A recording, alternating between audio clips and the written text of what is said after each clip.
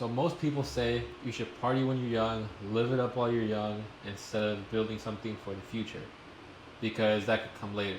But if you think about it, doing something like that, you're just procrastinating. And we all know procrastination.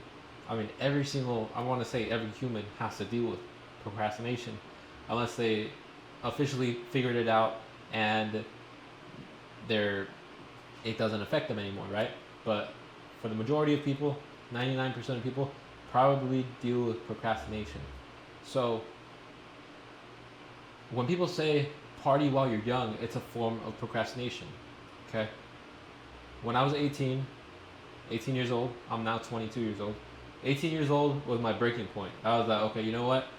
I'm gonna grind like crazy, do a whole bunch of overtime, and just work, work, work, no days off, and that's it.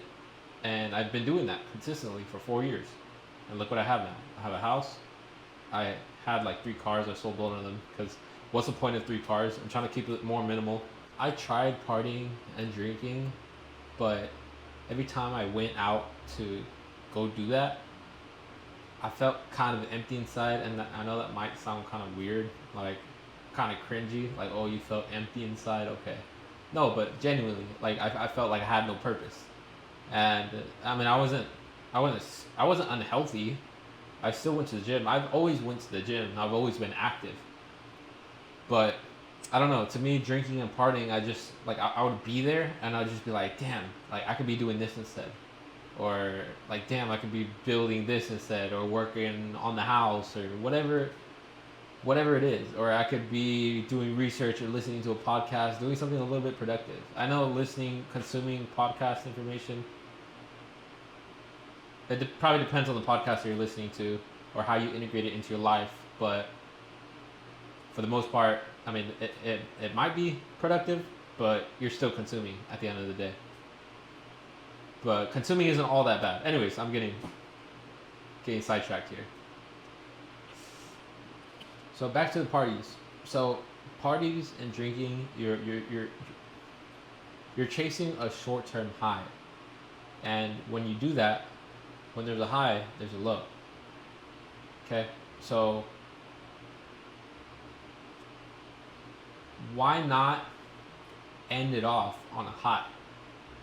Let me give you an example. So let's say you go party, you drink, you feel good, you're up here, right? And then it just goes downhill, right?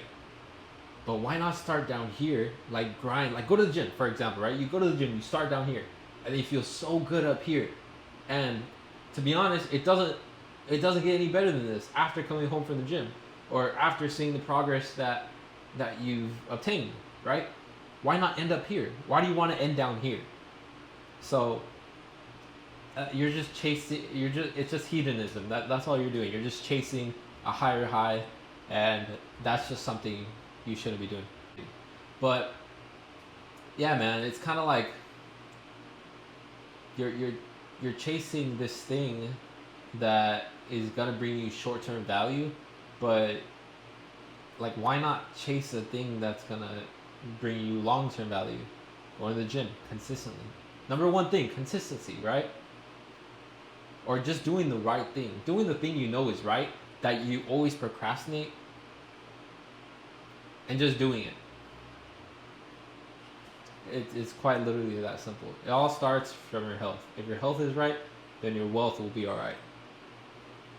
So, yeah. So,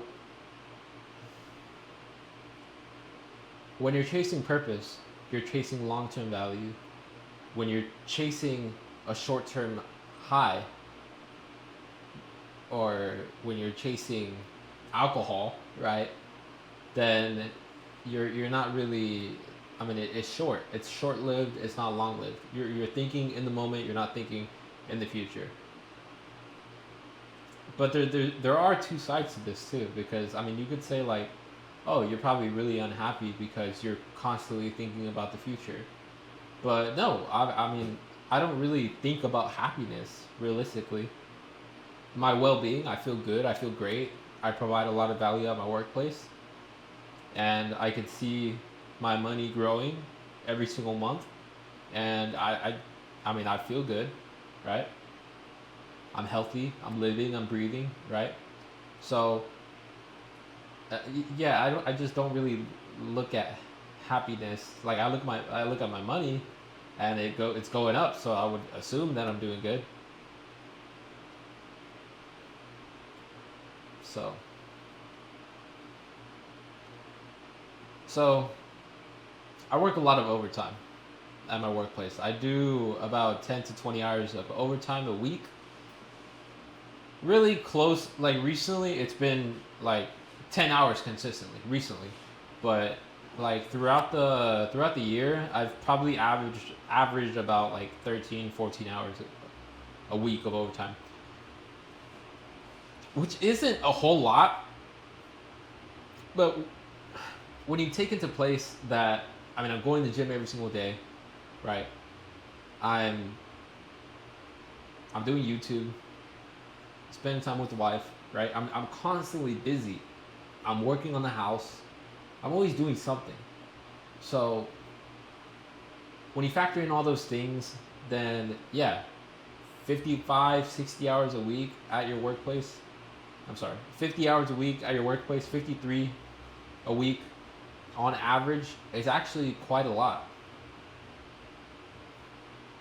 because you're doing other things when you get home. And then on top of that, well, realistically, I'm doing like 60 hours, 65 hours now that I think about it because I commute an hour there, an hour back.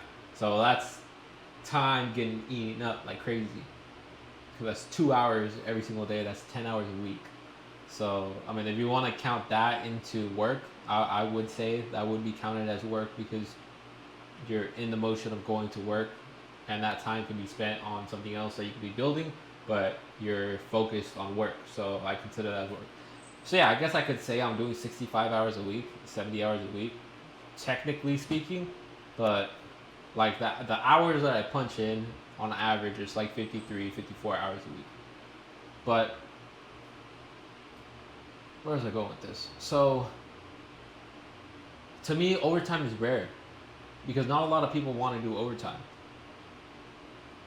If if you look at the people that do overtime in your circle, or not in your circle, I'm sorry, with your peers, check and see how much people are doing overtime.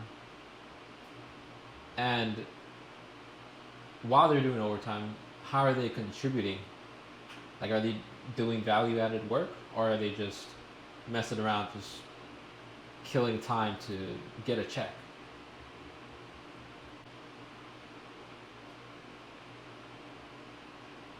When you're doing overtime, people see that and you stand out like crazy because it's a small percentage of people doing overtime. I would say it's probably 10% of people in their workplace that actually do overtime, and everyone else goes home. Overtime can be a bad thing if you're spending all your money. Like, let's say, for instance, I'm going to give myself for example.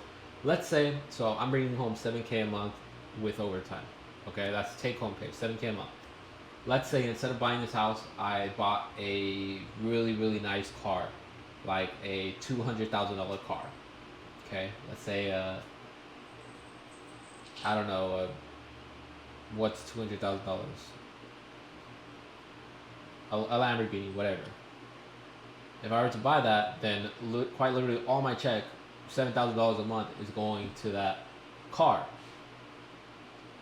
But this is like the bad type of overtime because now you're not even saving anything for yourself. So overtime can be bad if you're not spending it or leveraging. Yeah, sorry, that's the right way.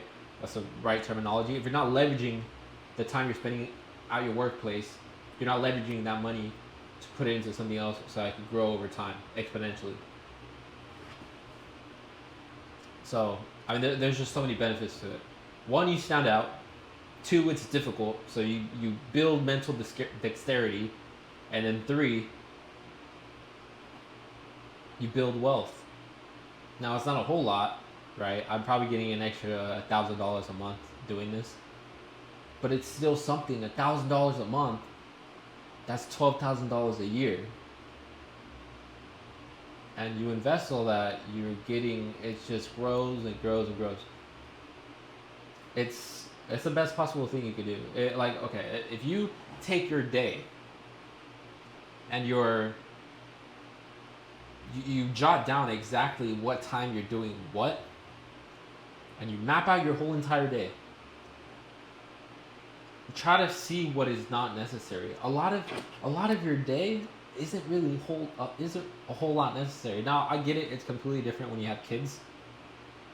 That could probably be a difficult situation, but you kind of have to have your life planned in front of you before you actually take action. For instance, let's say you're young, right? Instead of making money while you're young and then just marrying the first girl that you get and then having to deal with the consequences later of doing that, you're not setting yourself up for success. Because you're doing that while some other guy he's getting his money up.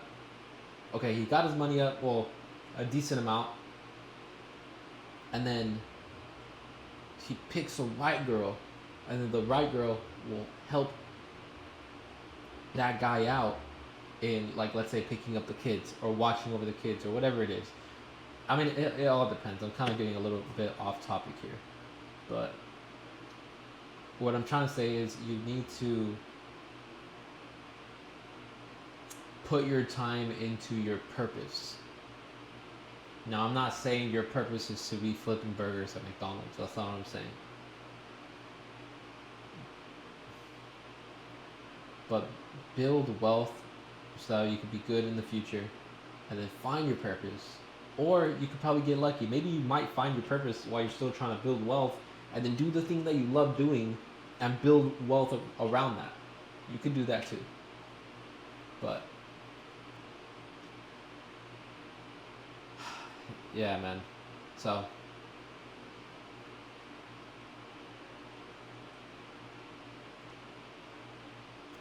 I thought a lot in this video, and I probably sound kind of dumb, but that's just what it is. Straight up, just do overtime, just work like crazy. You gotta work like hell, and just build value. Just be helpful. It's that simple. Be helpful, but do overtime. Just spend your time while you're on this earth. Be effective and be efficient. But number one thing is your health. Health is wealth. Health before anything. There's 3 factors, okay? There's health. Health is number 1, okay? Number 2 is money. Number 3 is family. Now, why do I have these 3 lined up like that? Like 1, 2, 3. 1, without health, you cannot make money. You can probably make money if you're in sales. Let me give you an example. So if you're in such bad shape, you can't even walk. How do you suppose your body is your number 1 asset? Well, when you're starting off. If you're later on in the future, your money's already making money for you. But I'm talking about from right now, while you're trying to build wealth.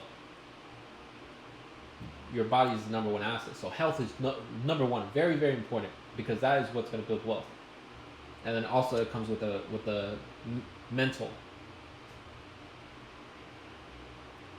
And then without health, how are you going to have a family without health? How are you going to have enough energy to spend time with the kids? How are you going to have enough energy to spend time with the wife, right? You're not going to be able to. You're probably drinking, right? You're not all there mentally, physically. You're definitely not there. So that's why I put these 3 things in order like that.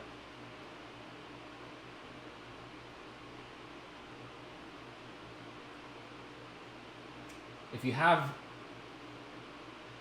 number 2, which is just money, right? You could probably have a family, but you can't buy health. You can't really buy health. You can buy supplements that will be bandages, but you can't really buy health.